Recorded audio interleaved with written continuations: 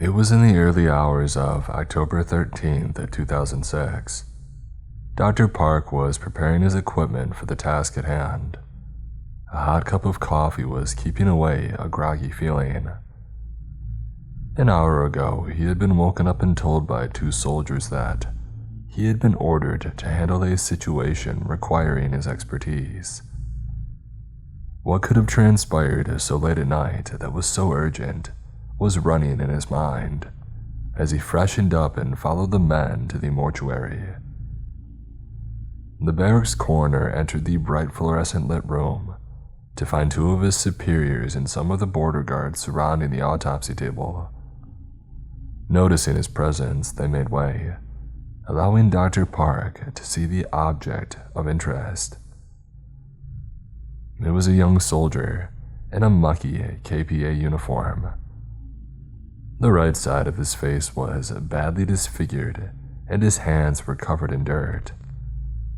The man had been spotted attempting to cross the border just a half hour ago. The guards were alerted to the sound of gunfire and vehicles coming from the North Korean side of the border. The man had managed to cross the other side when he was taken out by a KPA sniper. Some gunfire had been exchanged between the two sides, but other than that soldier, there were no casualties. The guards in the room stated that they had found a hole under the fence, in which he had crawled through, and the bullet which had ended his life provided to the coroner in a Ziploc bag. The man had no personal belongings on him, suggesting his defection was impulsive.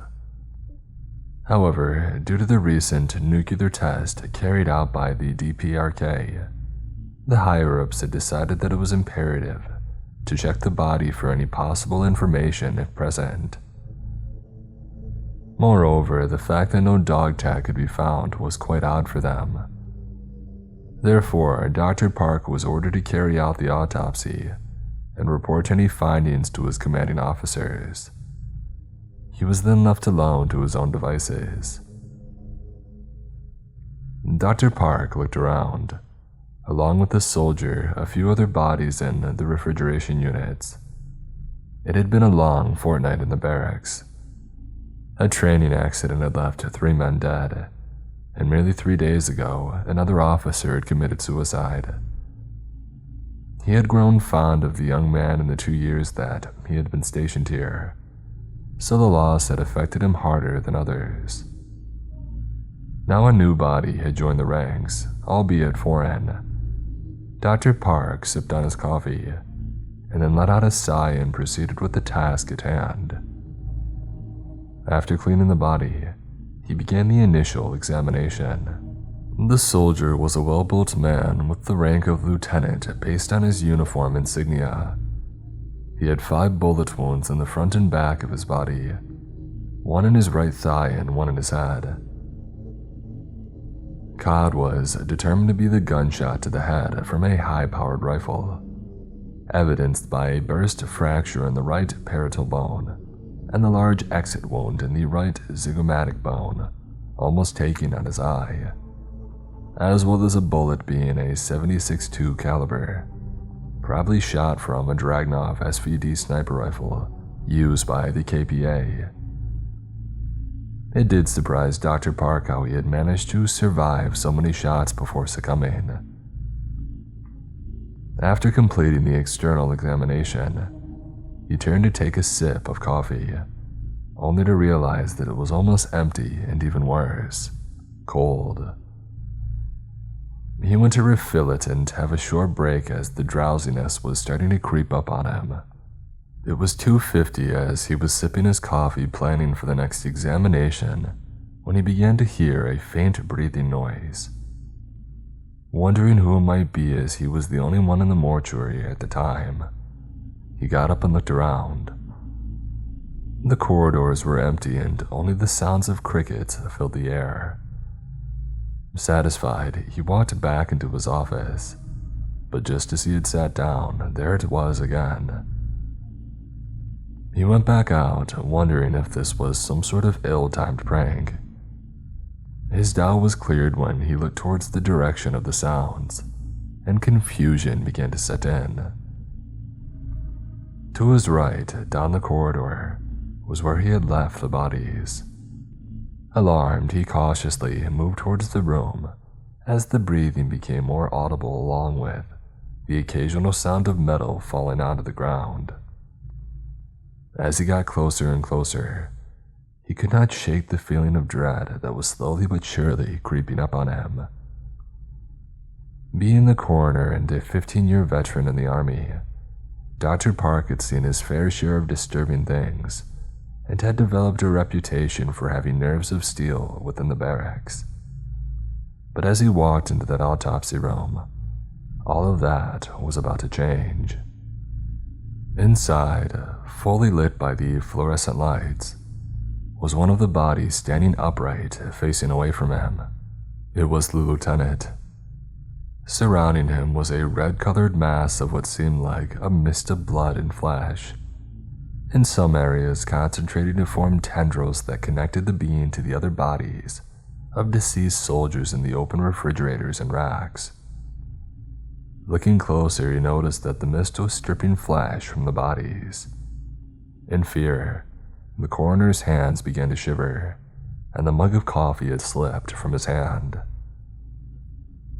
The lieutenant turned to see a pale, terrified man standing in the doorway next to some shattered ceramic. To Dr. Park's utter bewilderment, the soldier looked perfectly fine.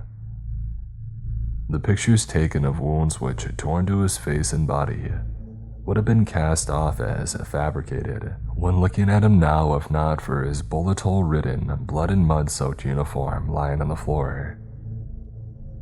The soldier stared at the coroner for a good half a minute before the mass had entered back into him, a now healthy-looking and young man, juxtaposed to the husks resting motionless around him.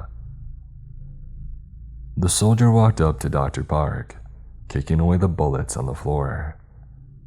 He was frozen in place as the man examined him, before asking him politely, with a quiet voice one would not expect from a soldier. "Greetings.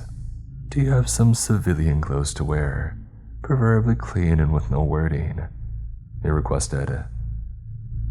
At first, he wasn't sure where to get some, but when the thing that had just revived itself from a fatal bullet wound and turned all the bodies around it into mere skeleton asked one to do a simple task for it, and that politely, one should honor the request.